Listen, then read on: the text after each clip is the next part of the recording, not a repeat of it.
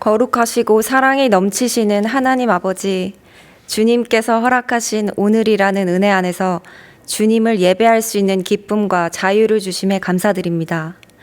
새해를 열어주시고 새로운 결단으로 주님 앞에 설 수 있는 기회를 주신 주님께 찬양과 영광을 돌립니다. 주님, 지난 한 주간의 삶을 돌아보면 주님의 뜻에 따라 살겠다고 다짐했지만 영원히 연약함으로 인해 세상의 유혹과 욕망에 흔들렸던 자신을 돌아봅니다. 순간적인 만족의 마음을 빼앗기고 영원한 소망을 잊고 지냈던 저희의 모습을 회개합니다. 주님, 저희의 잘못을 용서하시고 주님의 길로 다시 나아갈 수 있도록 마음을 새롭게 하여 주옵소서. 하나님 아버지, 특별히 이 땅의 젊은 세대를 기억하여 주시옵소서. 사랑의 가치가 퇴색되고 진리가 왜곡되는 이 시대 속에서 세상의 기준에 얽매여 정체성을 잃고 상처받아 방황하는 영혼들이 있습니다. 도덕적 기준이 무너지고 물질 만능주의가 팽배한 세상과 맞서 하나님의 말씀을 따라 살아간다는 것이 때로는 너무나 막막하게 느껴지고 두려움과 고립감에 사로잡힐 때도 있습니다. 하지만 그 모든 순간 속에서도 주님의 인도하심과 변함없는 사랑이 함께 하셨음을 깨닫고 고백합니다. 주님께서 저희를 존귀하게 여기셨음을 기억하며 그 말씀을 기준 삼아 삶을 대하는 새로운 용기와 소망을 발견할 수 있도록 도와주시옵소서. 또한 주님께서 베풀어 주신 사랑을 기억하며 이를 삶 속에서 실천하게 하시고 주님의 성품을 닮아가는 자녀들로 살아가게 하여 주옵소서. 저희의 가정과 일터 그리고 이 사회가 주님의 은혜로 변화되고 새로워지기를 간절히 기도드립니다. 주님, 혼란과 상처로 신음하는 이 나라를 위해 또한 기도드립니다. 주님의 평강과 은혜를 허락하여 주옵소서. 저희가 하나님의 말씀을 의지하며 잡힌 바 된 그것을 향해 달려가게 하시고 하나님의 정의와 완전하신 뜻이 이 땅 가운데 이루어지게 하여 주옵소서. 오늘 주님의 말씀을 전하시는 정한조 목사님과 함께 하시어 성령의 강한 역사하심이 있기를 기도합니다. 또한 예배를 위해 헌신하는 모든 봉사자분들의 수고를 기억하여 주시옵소서. 이 예배를 통해 오직 주 예수 그리스도께서 홀로 영광 받으시기를 원합니다. 영원히 우리의 주인이 되시는 예수님의 이름으로 기도드립니다. 아멘. 오늘 우리에게 주시는 하나님 말씀은 에베소서 2장 1절에서 7절입니다. 그는 허물과 죄로 죽었던 너희를 살리셨도다. 그때 너희는 그 가운데서 행하여 이 세상 풍조를 따르고 공중의 권세 잡은 자를 따랐으니 곧 지금 불순종의 아들들 가운데서 역사하는 영이라. 전에는 우리도 다 그 가운데서 우리 육체의 욕심을 따라 지내며 육체와 마음에 원하는 것을 하여 다른 이들과 같이 본질상 진노의 자녀이었더니 긍휼이 풍성하신 하나님이 우리를 사랑하신 그 큰 사랑을 인하여 허물로 죽은 우리를 그리스도와 함께 살리셨고 너희는 은혜로 구원을 받은 것이라.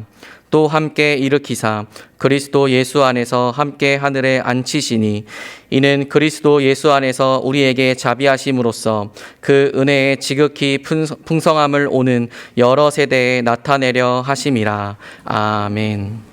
조선시대 세종대왕 때 한글 즉 훈민정음이 창제된 후 반포하기 1년 전 그것을 시험하기 위해서 처음 한글로 만들어 펴낸 책 서사시가 용비어천가입니다. 용비어천가는 모두 125장으로 구성되어 있는데 그 중에서 가장 유명한 장이 2장일 것입니다. 그 내용을 현대 국어로 바꾸어 표현하면 이러합니다. 뿌리 깊은 나무는 바람에 안이 흔들림으로 꽃 좋고 열매 만나니 샘이 깊은 물은 가뭄에 안이 그침으로 내가 되어 바다에 가나니. 이 시는 우리나라 만원권 지폐 앞면에 세종대왕의 초상화와 함께 기록되어 있습니다. 용비어천가 2장의 의미는 조선의 기초가 튼튼하여 내후 외환에도 흔들리지 않고 번성하여 영원한 발전이 있기를 기원한다는 것입니다. 용비어천가 2장과 비슷한 내용이 구약 성경 예레미야에도 있습니다. 예레미야 17장 7절과 8절이 이러합니다. 그러나 무릇 여호와를 의지하며 여호와를 의뢰하는 그 사람은 복을 받을 것이라. 그는 물가에 심어진 나무가 그 뿌리를 강변에 뻗치고 더위가 올지라도 두려워하지 아니하며 그 잎이 청청하며 가무는 해에도 걱정이 없고 결실이 그치지 아니함 같으리라. 하나님을 믿고 의지하는 사람은 물가에 심어진 나무와 같다고 말씀합니다. 용비어천가의 뿌리가 깊은 나무와 예레미야의 물가에 심어진 나무는 외견상 비슷해 보이지만 실상은 아주 많이 다릅니다. 뿌리 깊은 나무는 스스로 심어졌기 때문에 스스로 모든 것을 책임져야 합니다. 바람에 흔들리지 아니하는 것도, 꽃을 피우는 것도, 열매를 맺는 것도 전적으로 자기 책임입니다. 그래서 뿌리 깊은 나무는 내적인 신을 강조하는 동양 철학 사상을 잘 반영합니다. 즉, 자신이 신이기에 스스로 모든 것을 할 수 있다고 생각합니다. 오래전에 한 스포츠 회사 제품 광고에서 유명 야구 선수가 야구공을 던지면서 이렇게 말했습니다. 나를 만드는 것은 결국 나 자신이다. 이것이 내적인 신을 강조하는 동양 철학적 표현입니다. 반면에 물가에 심어진 나무는 빨아 올릴 물에 대한 걱정은 하지 않아도 됩니다. 심어주신 분이 물을 공급해 주실 것이기 때문입니다. 나무는 있는 힘을 다해서 물을 뿌리에서 나무 끝까지 빨아 올리면 열매를 맺게 해주는 분이 계십니다.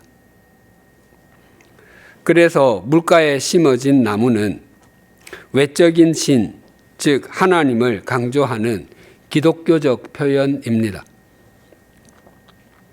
구원자가 나의 밖에 계셔서 나를 영원한 죽음에서 영원한 생명으로 건져 올려 주십니다. 또한 구원자가 내 안에 거하셔서 나와 동행해 주십니다. 우리는 본래 우리의 허물과 죄 안에서 그리고 우리의 허물과 죄로 인해서 죽었던 존재였습니다. 그래서 이 세상 풍조와 공중의 권세 잡은 자 그리고 육체의 욕심을 따라서 살았습니다.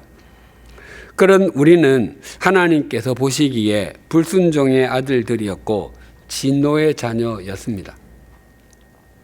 그러했던 우리가 어떻게 살아나게 되었고 하나님의 진노에서 벗어날 수 있게 되었는지 이렇게 말씀합니다. 오늘 본문 4절에서 6절이 이렇게 증가합니다.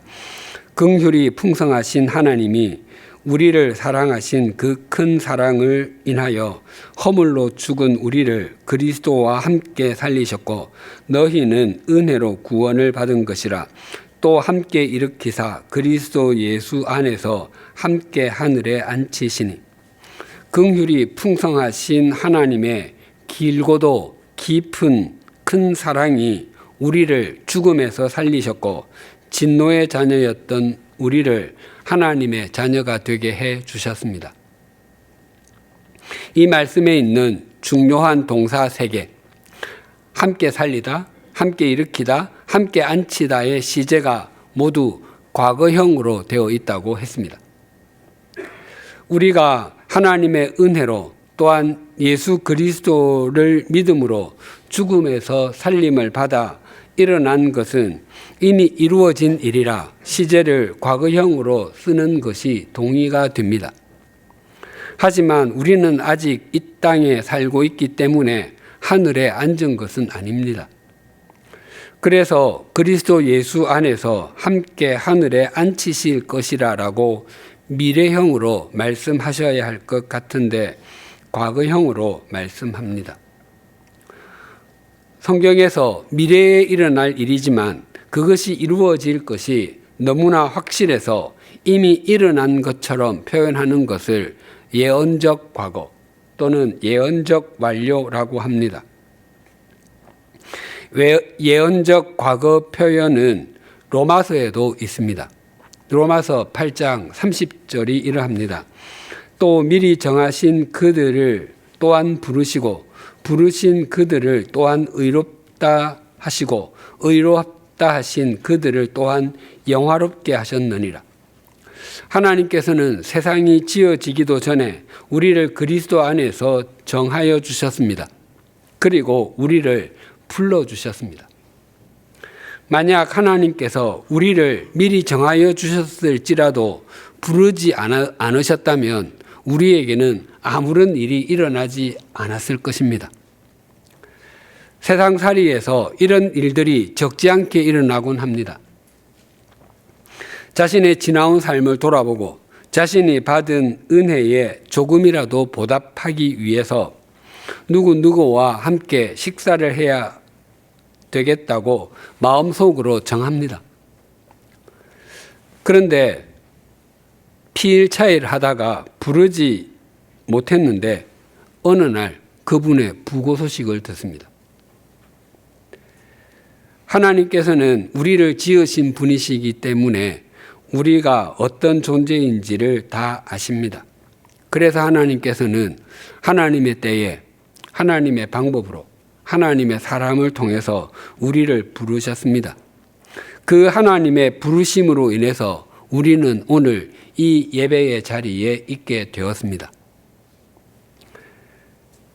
또한 우리는 하나님 앞에서 불순종의 자녀였고 진노의 자녀였지만 예수 그리스도의 십자가와 십자가의 예수 그리스도를 통해서 우리가 지은 우리의 죄를 넘어가 주심으로 우리는 의로운 존재가 되었고 우리가 서로를 형제 자매, 성도님이라고 부를 수 있게 되었습니다. 하나님께서 우리를 의롭게 해주시지 않으셨다면 있을 수가 없는 일입니다. 또한 하나님은 우리를 영화롭게 해주셨다고 하십니다. 우리를 미리 정하여 주시고 우리를 불러주시며 우리를 의롭게 해주심은 하나님께서 전적으로 행하신 일이고 하나님과 우리와의 관계 속에서 이루어진 사건입니다. 그러나 영화롭게 되는 것은 우리와 다른 사람과의 관계도 포함됩니다. 그래서 우리가 하나님의 나라에서 영화롭게 되는 데까지 나아가기 위해서는 우리에게는 거룩한 삶, 구별된 삶을 살아야 하는 성화의 의무가 있습니다. 그것은 잡힌 바 된 그것을 잡으려고 달려가는 삶이라 할 수 있습니다. 하나님께서 우리를 미리 정하심, 부르심, 의롭다 하심, 영화롭게 하심이 헬라어 성경에는 모두 과거형으로 기록되어 있습니다. 미리 정하심, 부르심, 의롭다 하심은 이미 이루어진 일이라 과거형으로 쓰는 것이 맞지만 영화롭게 하심은 미래의 일이라 미래형으로 써야만 할 것 같습니다. 그럼에도 과거형으로 기록한 것은 그것이 이루어질 것이 너무나 확실해서 이미 일어난 것처럼 표현하여 예언적 과거로 쓴 것입니다. 또한 하나님께서는 허물과 죄로 죽은 우리를 그리스도와 함께 살리셨고 그리스도와 함께 일으키셨으며 그리스도 예수 안에서 함께 하늘에 앉게 해 주셨습니다. 모두 그리스도와 함께입니다. 우리는 예수 그리스도와 함께가 아니었더라면 살림을 받는 일도 없었고 일으킴을 받는 일도 없었으며 하늘에 앉게 되는 일도 없었다는 것입니다. 그래서 성경 여러 곳에서 예수 그리스도와 우리는 분리된 존재가 아니라 하나된 존재, 연합된 존재인 것을 강조합니다. 로마서 8장 9절이 이러합니다.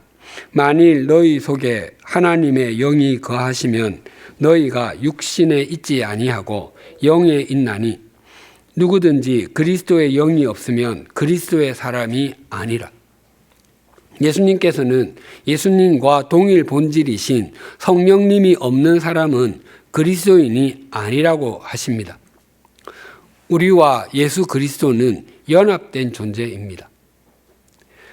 물을 담고 있는 단지는 물단지라고 불리고 꿀을 담고 있는 단지는 꿀단지라고 불립니다.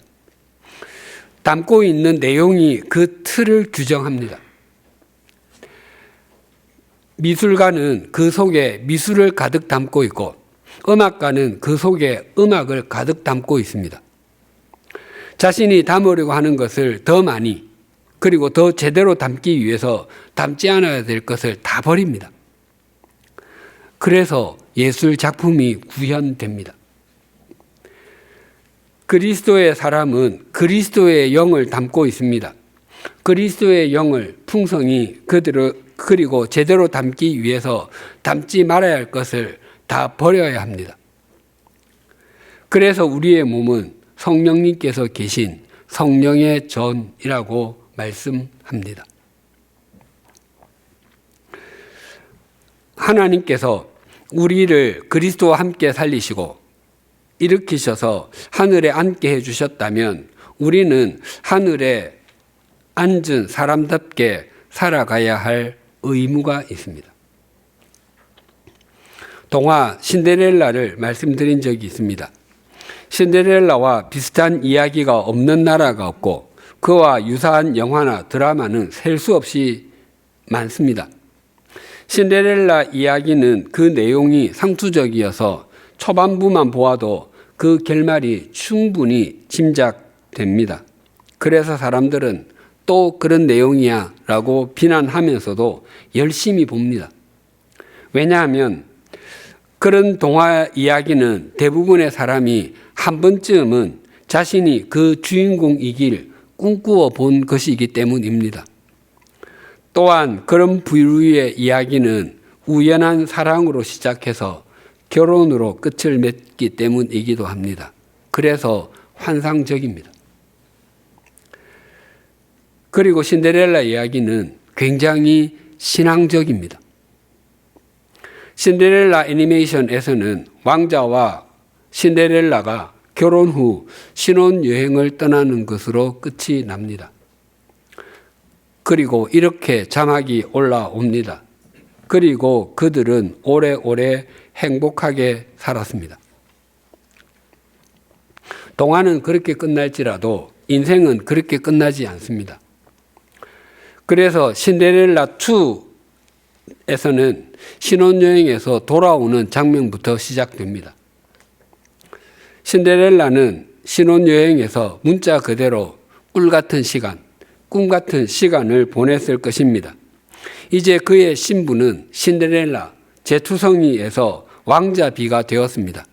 신데렐라는 명실공히 왕실의 사람이 되었습니다. 하지만 신데렐라에게 왕실 생활은 모두 낯설었습니다. 옷도 이전과 다르게 입어야 했고 사용하는 언어도 이전과는 달리 해야 했습니다. 먹는 음식도 이전과 아주 많이 달랐습니다. 파티를 할 때도 자신이 앉아야 할 자리는 정해져 있었습니다. 만약 신데렐라가 왕자비가 되었음에도 왕실의 규칙을 지키려고 하지 않거나 왕궁 생활에 자신을 맞추지 않으면 어떻게 되겠습니까? 그의 신부는 왕자비일지라도 그의 수준은 신데렐라, 제투성이 그대로일 것입니다. 신데렐라가 왕자비가 된 것은 전적으로 왕자의 선택이었습니다. 그래서 신데렐라의 신분이 완전히 달라졌습니다. 하지만 왕자가 신데렐라를 선택한 것은 매일 파티를 열어 유리구두를 신은 신데렐라와 춤을 추기 위함은 아니었을 것입니다. 신데렐라가 점점 왕실에 걸맞은 사람으로 바뀌어 가기를 원했을 것입니다. 신데렐라가 왕자의 선택을 받고 그와 결혼한 것이 전적으로 왕자가 베푼 은총이었다면 이제 왕잡이 다워지는 것은 신데렐라의 몫이자 책임이며 의무입니다. 신데렐라가 왕실에 자신을 맞추어 가면 갈수록 왕잡이다운 왕잡이가 되어 갈 것입니다. 우리 각자가 다 신데렐라들입니다. 우리에게는 내세울 것이 전혀 없음에도 그리스도와 함께 살리심을 받고 그리스도와 함께 일으키심을 받으니 우리는 하나님의 자녀가 되고 하나님 나라의 백성이 되었습니다. 그렇다면 장차 하늘에 앉게 될 자리에 미리 앉아 있다면 거기에 걸맞게 살아갈 책임과 의무가 있습니다. 그것이 우리에게 주어진 성화의 의무입니다. 우리는 본래 우리의 허물과 죄로 인해 죽었던 존재였습니다. 그래서 이 세상 풍속, 즉 세속적 가치관을 따르며 그렇게 사는 것이 최상의 삶이라고 여겼고 공중의 권세 잡은 자를 따라다녔으며 육체의 욕심을 따라 살았습니다. 그래서 우리는 모두 불순종의 자녀, 진노의 자녀였습니다. 하나님께서는 왜 그런 우리를 그리스도와 함께 살리시고 함께 일으키시며 함께 하늘에 앉게 해 주셨겠습니까? 7절이 이렇게 증가합니다. 이는 그리스도 예수 안에서 우리에게 자비하심으로써 그 은혜의 지극히 풍성함을 오는 여러 세대에 나타내려 하심이라. 하나님이 얼마나 자비하신 분이신지, 하나님은 얼마나 은혜가 풍성하신 분이신지 여러 세대에 나타내기 위함이라고 하십니다. 여러 세대 속에 우리 모두가 포함됩니다. 믿음 생활을 나의 하나님으로 시작해서 너의 하나님, 우리의 하나님, 모두의 하나님으로 성장하고 성숙하는 것도 좋지만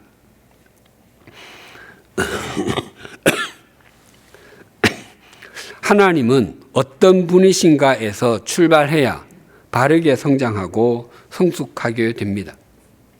나의 하나님에서 출발하면 자칫 나만의 하나님으로 여겨 그 하나님을 굉장히 이기적인 하나님으로 수용하게 되고 다른 사람의 하나님을 만나게 될 때 시기하거나 질투할 수 있습니다.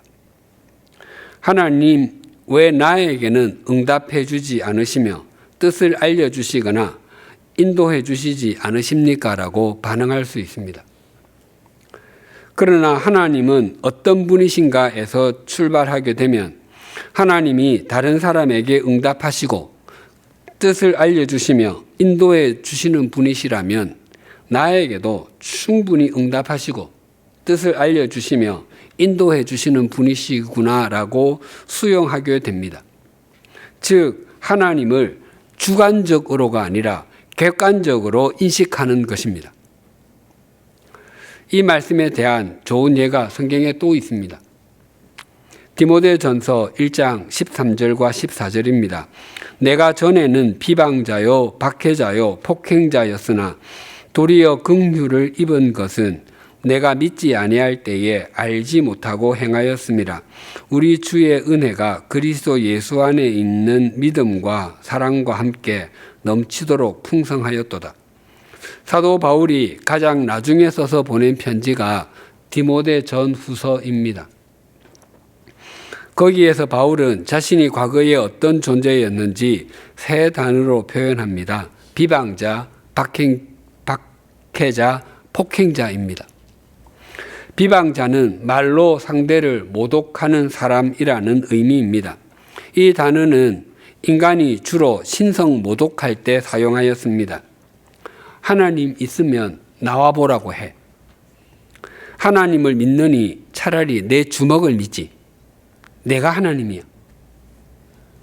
그렇게 말하는 것과 비슷합니다.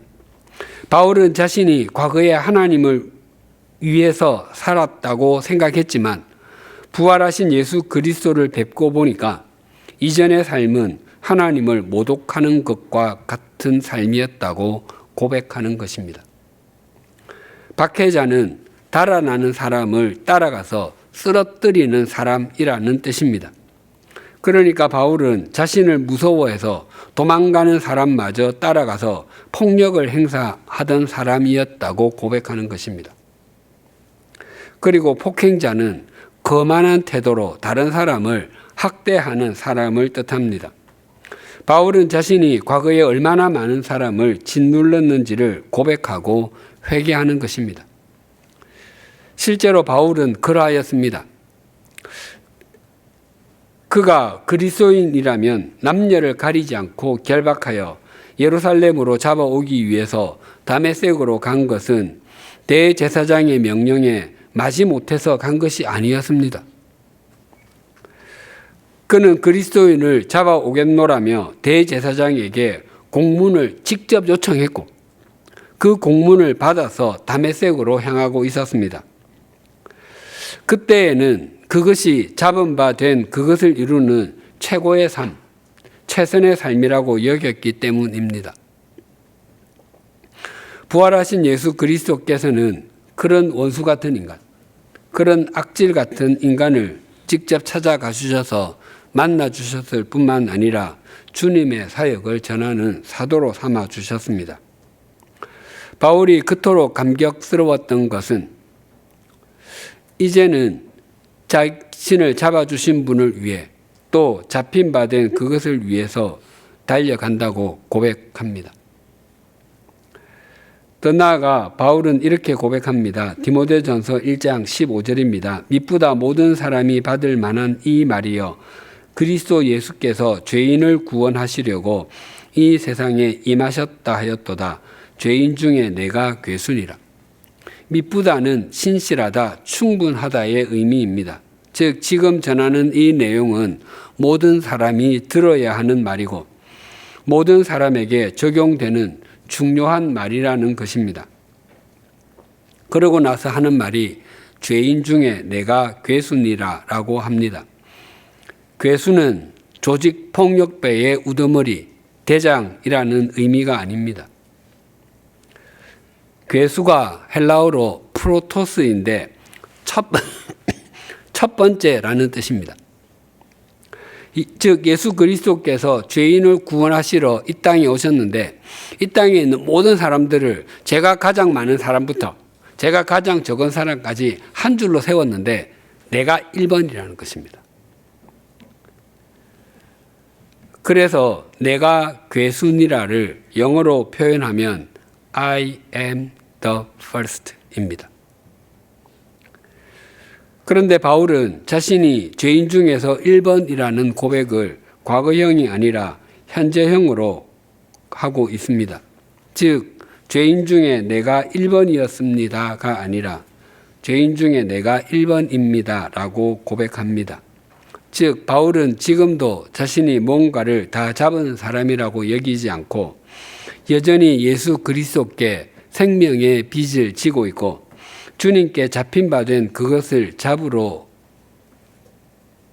달려가고 있다고 여기는 것입니다. 바울의 고백은 이렇게 이어집니다. 디모데전서 1장 16절과 17절입니다. 그러나 내가 긍휼을 입은 까닭은 예수 그리스도께서 내게 먼저 일체 오래 참으심을 보이사 후에 주를 믿어 영생 얻을 자들에게 본이 되게 하려 하심이라. 영원하신 왕 곧 썩지 아니하고 보이지 아니하고 홀로 하나이신 하나님께 존귀와 영광이 영원 무궁하도록 있을지어다. 아멘. 바울은 자신이 긍휼을 입을 수 있었던 것은 예수 그리스도께서 자신에게 먼저 오래 참아주셨기 때문이라고 합니다. 오래 참으심을 여러 영어 성경에서는 무제한의 참으심, 완전한 참으심으로 번역했습니다. 그러니까 바울은 자신에게 주님께서 일정 기간만 참아주셨던 것이 아니라 태어날 때부터 지금까지 참아주셨다고 고백하는 것입니다. 사실 이것은 바울뿐만이 아니라 성경에 나오는 대부분의 인물에게 하나님께서는 오래 참아주셨습니다.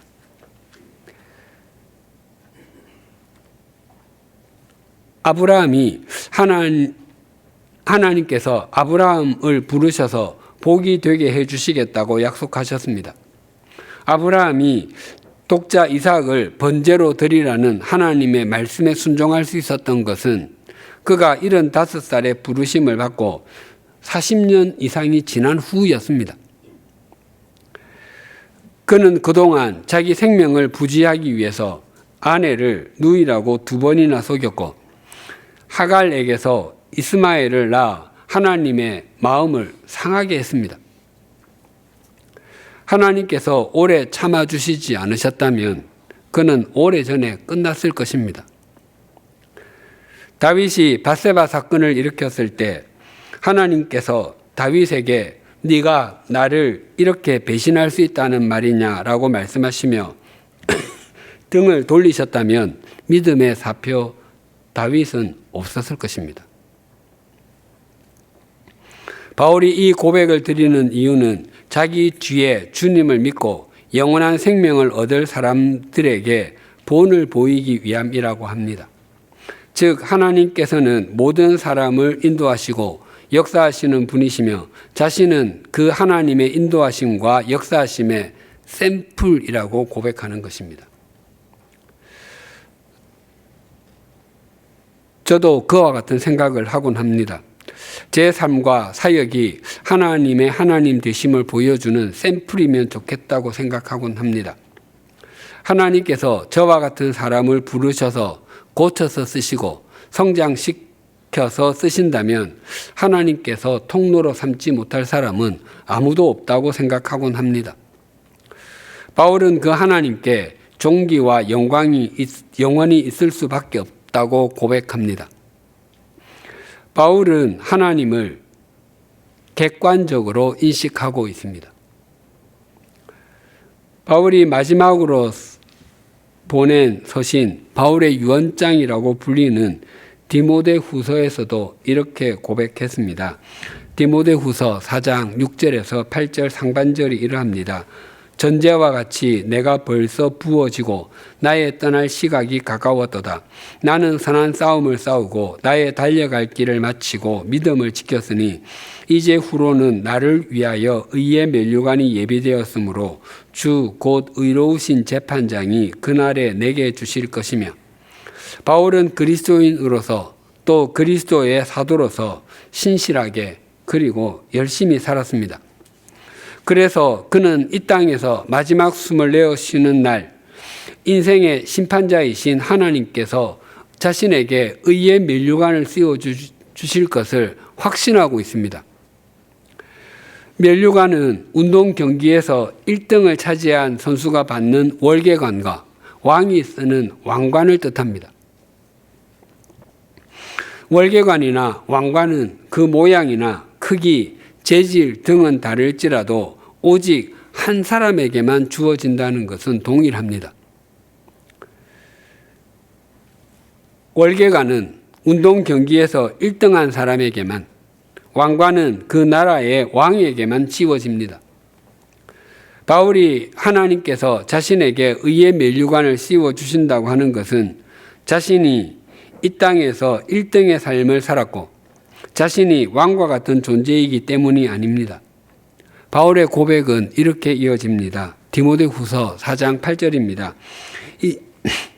이제 후로는 나를 위하여 의의 면류관이 예비되었으므로 주 곧 의로우신 재판장이 그날에 내게 주실 것이며 내게만 아니라 주의 나타나심을 사모하는 모든 자에게도니라.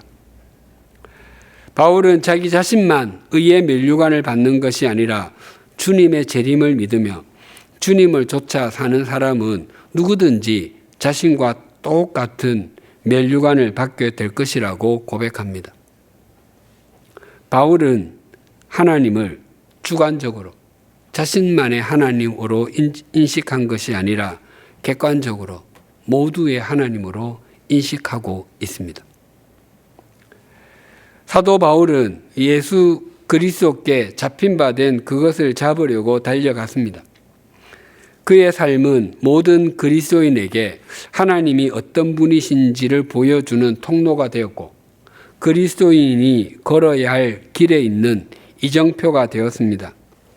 우리도 잡힌 바 된 그것을 잡으려고 달려가면 우리의 삶이 하나님의 자비하심을 보여주는 통로가 되고 그리스도인이 걸어야 할 길의 이정표가 됩니다. 이는 그리스도 예수 안에서 우리에게 자비하심으로써 그 은혜의 지극히 풍성함을 오는 여러 세대에 나타내려 하심이라. 기도하시겠습니다. 은혜가 지극히 풍성하신 하나님 아버지, 우리는 우리의 허물과 죄로 인해 죽은 존재였는데 우리를 그리스도와 함께 살려주시고 함께 일으켜주시며 함께 하늘에 앉게 해주셔서 감사합니다. 그런 하나님의 은총을 받은 사람답게 살아가게 하여 주시옵소서. 신데렐라가 왕자의 일방적인 선택으로 왕자비가 된 것이 종착점이 아니라 왕자비가 된 이후에는 왕자비다운 삶을 살아야 하듯이 우리가 그리스도와 함께 하늘에 앉힌 바가 되었다면 그 자리에 걸맞게 이 땅에서 삶과 믿음이 성장해 가고 성숙해 갈 수 있도록 인도하여 주시옵소서. 사도 바울이 과거에 자신은 비방자, 박해자, 폭행자였었지만 자신이 긍휼을 입었던 것은 후에 주님을 믿어 영원한 생명을 얻을 사람들에게 본이 되기 위함이라고 했습니다. 또한 바울은 선한 싸움을 싸우고 달려갈 길을 마치며 믿음을 지킨 자신에게 의의 면류관이 준비되었다고 고백하며 자신만이 아니라 달려갈 길을 마치고 믿음을 지킨 사람 모두에게 준비된 것이라고 했습니다. 바울의 삶과 믿음이 하나님이 어떤 분이신지를 보여주는 통로가 되고 그리스도인이 걸어야 할 길에 있는 이정표가 된 것처럼 우리의 삶과 믿음이 하나님의 자비하심을 보여주는 통로가 되고 그리스도인이 걸어야 할 길에 있는 이정표가 되게 하여 주시옵소서. 바라옵나니 우리 모두가 그리스도 예수께 잡힌 바 된 그것을 잡으려고 달려가는 생애가 되게 하여 주시옵소서. 예수님의 이름으로 기도드립니다. 아멘.